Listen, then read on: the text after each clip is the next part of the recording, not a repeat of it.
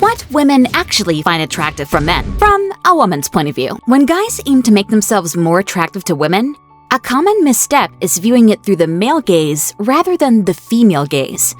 My younger brother came across this tweet last week and asked me, "Lydia, why are women drawn to tall and muscular men, but also to members of BTS?" It highlights the vast spectrum of female attraction is often oversimplified by men. Today, we're going to delve deep into the female gaze versus the male gaze from a woman's perspective. So you gentlemen don't have to second guess whether this video is full of theories and fantasies or not. First, at its core, the female gaze is narrative-driven. Romance novels dominate bestseller lists year after year, primarily consumed by women. Similarly, the fanfic community, predominantly composed of women, delves into fictional characters. This affinity stems from the storytelling aspect cherished by women throughout history, evident in their admiration for artists and musicians. Even every step out the door narrates a tale. Most men just don't realize it. From attire to hair choice, even the slightest gestures like avoiding eye contact or body language convey a story, perceptible to women. Second, looks matter. It's essential to acknowledge that women indeed appreciate a handsome appearance. A well-defined jawline, subtle facial hair, height, a toned physique, a darker complexion, and a blend of masculine and feminine traits all contribute. To design a universally appealing man, he might resemble Henry Cavill from Superman. However, there's considerable diversity in attractiveness. Introducing slight femininity yields someone akin to Timothée Chalamet, while enhancing masculinity creates a figure like Ernest Kalimov, aka Giga Chad. Nonetheless, these are merely ideals. Personal preferences vary. For instance, if you're drawn to tall brunettes, it doesn't mean you're not also attracted to a short blonde. Third, the antidote to the black pill. From a woman's perspective, it is interesting how men often feel disheartened and hopeless upon learning about women's preferences for tall, fit, and affluent partners. I've consistently emphasized to my male colleagues and my brother that the most effective remedy for feeling blackpilled is spending an hour observing couples in a bustling downtown square. From a male perspective, you'll witness average men paired with both average and stunning women. This underscores that women don't perceive male attractiveness solely in physical terms. It seems like men tend to overly prioritize physical appeal, neglecting the multitude of other qualities that contribute to attractiveness through the female lens. Average body types were actually the most popular, with 44.7% of women preferring it. Fit and athletic bodies were second, with 34.8% of the votes. And finally, only 2.5% of women globally preferred a very muscular body type. Your humor, voice, scent, charisma, kindness, talents, potential, treatment of her and others, connection with animals and children, love language, natural disposition, empathy, and numerous other factors collectively influence your attractiveness from the female perspective. Fourth, comparing the female gaze to Play-Doh. Allow me to elaborate on this analogy. If a girl doesn't feel an initial attraction to a guy, her physical interest can significantly increase as she gets to know him better. This scenario is quite common. Initially, many men are deemed all right. But as women become acquainted with them, opinions can drastically shift. They might transition from indifference to admiration, or even develop intense attraction. For instance, someone like Shia LaBeouf could go from being perceived as ordinary to being regarded as the most exceptional individual one has ever encountered. This concept can be challenging for many men to grasp, because upon seeing a beautiful woman, they often envision a future together, picturing idyllic scenarios like living in a house on a prairie with 6 children. Fifth, relative versus absolute. Let's now delve into 3 factors that undeniably relate to the female gaze: height, income, and status.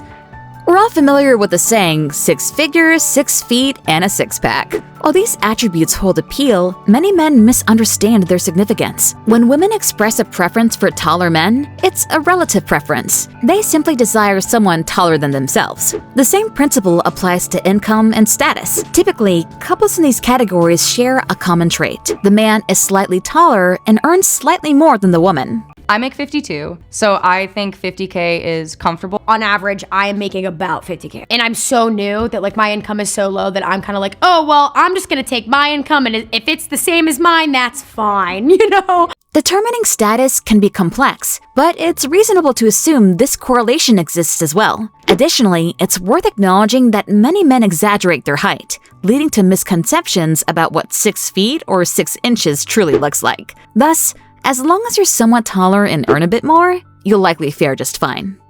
6th, wide appeal versus niche maxing. You can't please everyone. You're not an avocado. Not everyone's going to love you. Wow, see? Even some of you guys just disagreed with me that avocados are the best fruit in the world. Team Avocado, please leave some avocado emojis in the comment section below for me, and I'll personally like them all. I promise. Anyway, that also just proved it's true that you can't be everyone's favorite. Much of the advice aimed at enhancing attractiveness for men often suggests appealing to as broad an audience as possible. While certain qualities may have universal appeal, like maintaining clear skin and staying physically fit, trying to cater to everyone is akin to becoming the Pizza Hut of men. Instead, strive to be like German cuisine, unique, specialized, and catering to a specific audience. Suppose you're passionate about fitness and bodybuilding. That's fantastic.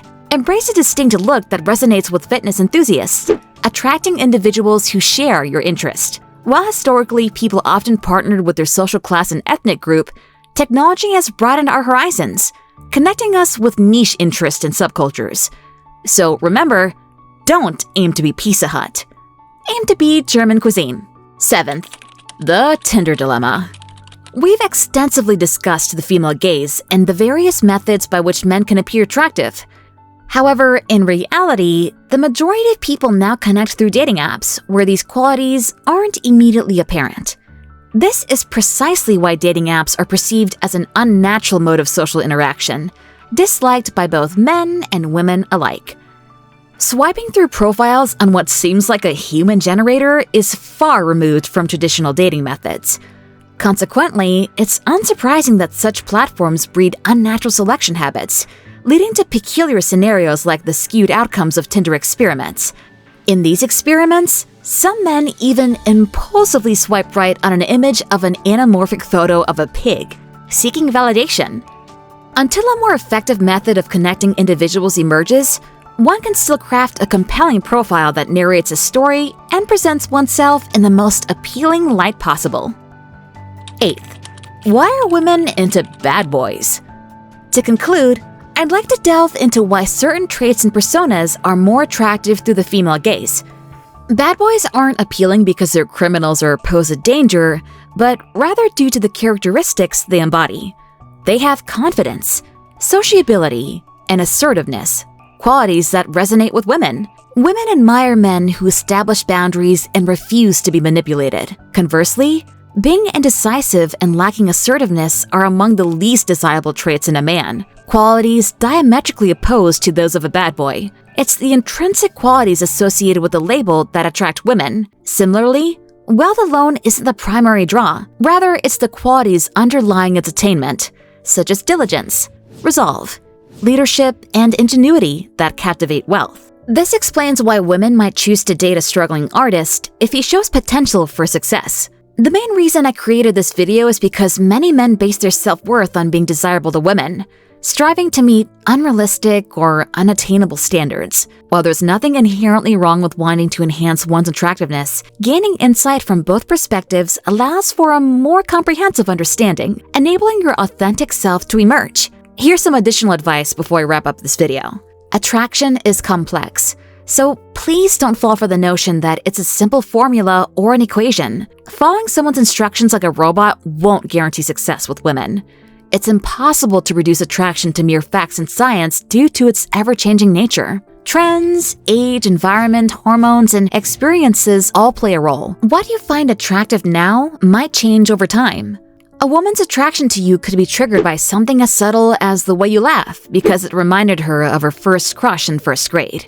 A woman can say she only dates guys over 6 feet tall, but her entire dating history is filled with guys her own height. People's stated preferences often don't match their real-life choices.